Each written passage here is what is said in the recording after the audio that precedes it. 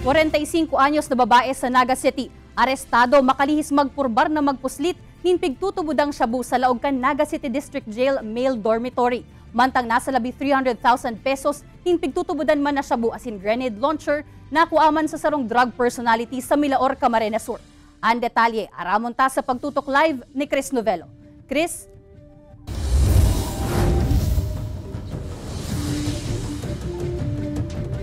Jessica, sa may Civic Center subot inabot kanday pa nabibistuhang persona ang sarong bagay na nakapato sa masking tape na pinagdudahan kan security personnel kan BJMP Naga City District Jail Male Dormitory nakalauna na diskubre na may nakaiklumpalan nin pigtutubudang shabu.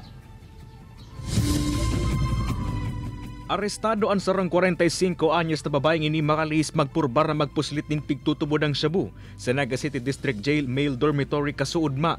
Na-recover sa posisyon kainin maabot sa 15 gramo nin pigtutubod ng shabu na nagkakantidad 102,000 pesos. Itinago kan babae sa sulot kaining bra ang pigtutubod ng illegal na droga na nakapatos sa masking tape. Ikaw ay may karapatang manahimik. Depensa kaini, mahatod sa naman subot nin bulong ang babae sa iyang aki na nakakulong sa district jail kan masugo kan sarong persona na darahon ang nasambitan ng kontrabando sa district jail.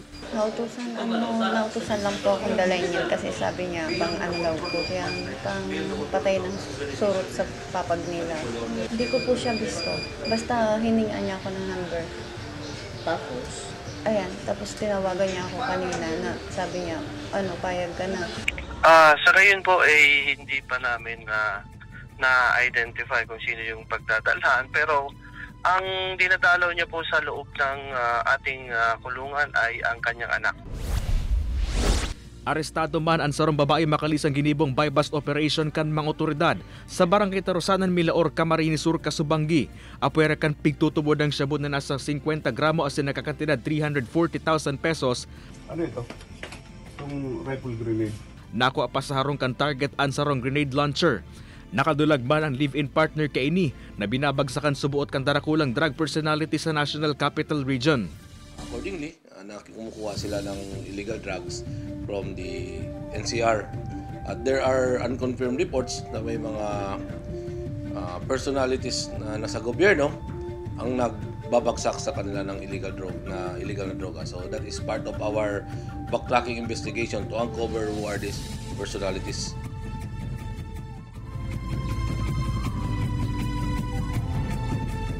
Jessica, susog sa intel reports kan Philippine Drug Enforcement Agency mas mahal man subuot ang illegal na drogang nakalaog sa mga kulungan kung ikukumpara sa napabakal sa luwas na 3,000 pesos. Pero kapag nakapuslit sa laog kan mga kulungan, nagpapakol subot yan sa 15 to 20,000 pesos per gram.